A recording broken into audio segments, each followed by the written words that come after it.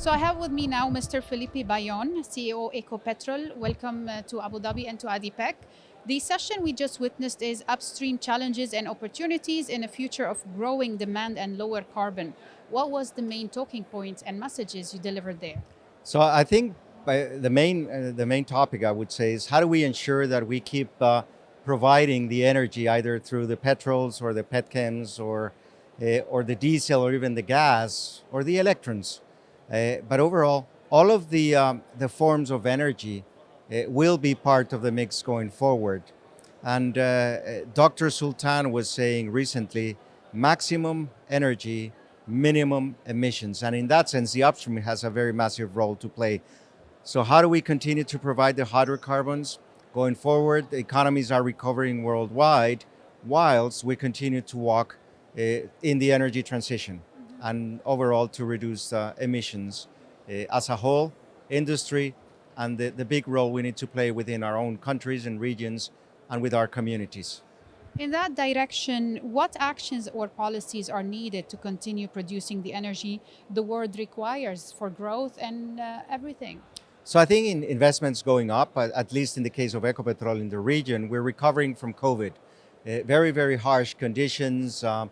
People were hit from an economic standpoint. So as we continue to increase the capex, the investments, and we can provide the hydrocarbons from the upstream point of view, but then to feed our refineries and our petchems units as well. So that's one thing. The other thing is how do we ensure as the industry that we can attract the right talent, can have the resource financially, can bring the technology.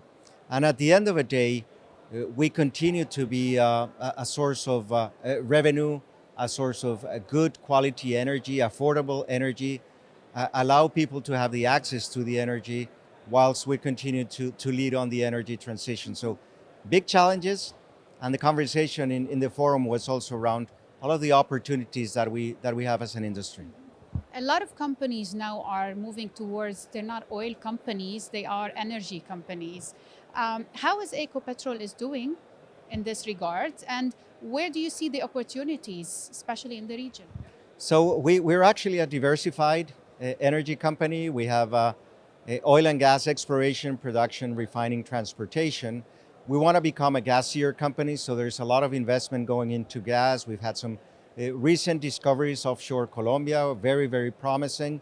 But we're looking at things that around low emission businesses. So gas and LPGs and hydrogen and CCUS, renewables, nature-based solutions. So there's a lot that we're working in that space. And the other thing is that just over a year ago, we bought the largest transmission company in the region.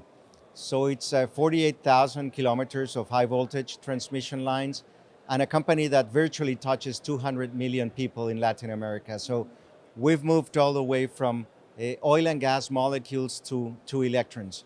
And we see that as part of our strategy of leading in the energy transition in the region. What would be your message with all what's happening around us, the geopolitical changes, the economical changes, the economies, the recession, the inflation? If you want to send one message to the world from ADIPEC, what would it be?